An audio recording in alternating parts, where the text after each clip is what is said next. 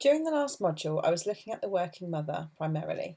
I did try to look at fathers too, yet the male volunteers were rather scarce. And as I continued to photograph the women, my research became very much more motherhood oriented.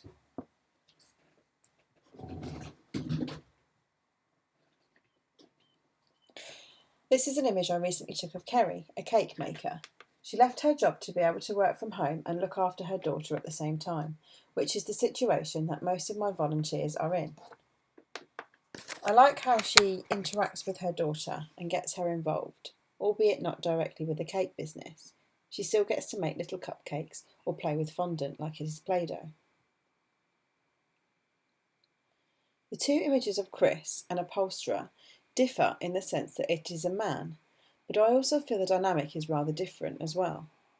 He seemed more nervous than the other volunteers, and although I stayed here for longer than I did with that Kerry on the same day, it certainly took longer to get him to adapt to me being there. I'm not sure if this is a gender barrier or simply that he is shy. It would have been useful to photograph more male volunteers to see if this is constant. However, the research and imagery is becoming more and more about motherhood as I continue, so this may not be relevant anymore.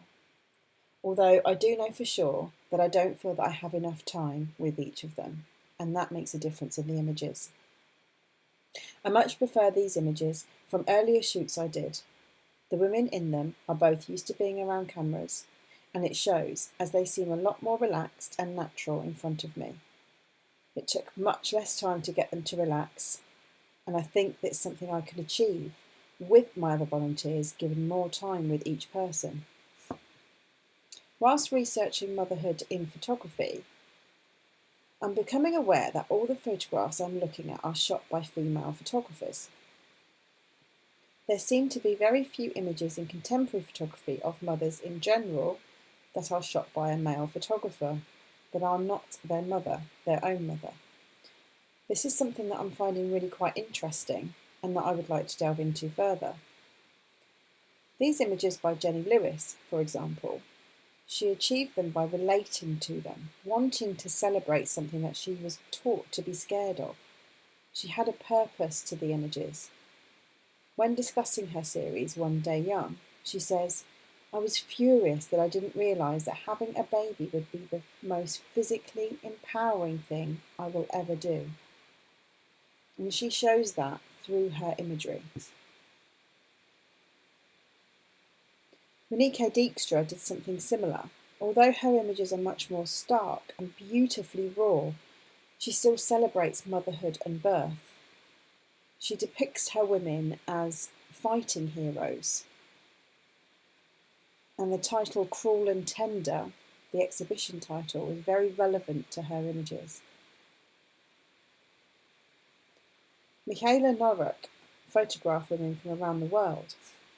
She began looking for a constant as she travelled to show the differences in cultures and countries. She mainly photographed women as her constant. And when she talks about her series, The Atlas of Beauty, she says, "I notice there is something that is common to all women that I photograph. It's a feeling of honesty and serenity that comes from the eyes." And this is something that reminds me of the female gaze, which is something I looked at the last module, and I would really like to look at in more detail for my final major project. I want my audience, who are parents themselves, to engage with my work. I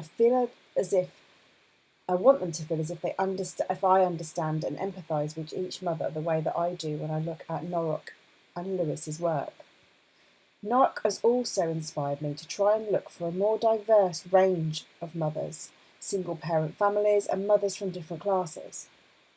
I'm hoping that by doing this I will aim to achieve a series of images that will not be separated by class or race, as my participants will all have common ground and united as work-from-home parents. Although I'm very aware that being a work-from-home parent is very advantageous and often comes to privileged families. Another approach I've been looking at is spending more time with a select few women. I've been looking at the work of Alice Projansky. I looked at her work previously, though now it seems even more relevant and prominent in my research. I'd love to spend an entire day with a mother, a working mother, to really get the highs and lows and tantrums and hugs. I want to demonstrate the emotional roller coaster and external pressures involved in today's parenting. I think that I'll begin by trying both approaches to see which one works best, though at the moment I am definitely preferring documenting a family or a mother. It really suits the way I work. However, I'm also well aware that I want to push myself during this project. There are a couple of images at the end of this series of my own children in a more reportage style. Moving away from the candid snaps, I want to show the truth in parenting. And although the truth in photography is a very wide subject, I think that by documenting the highs and lows, the tantrums and hugs, I think that will relate to more parents and perhaps celebrate parenting a little bit more. I'd like to see the work in a book style, especially if it was a documentary series. If it was the portraits, then I think I'd like to see that in a more exhibition. That's where I am at the moment.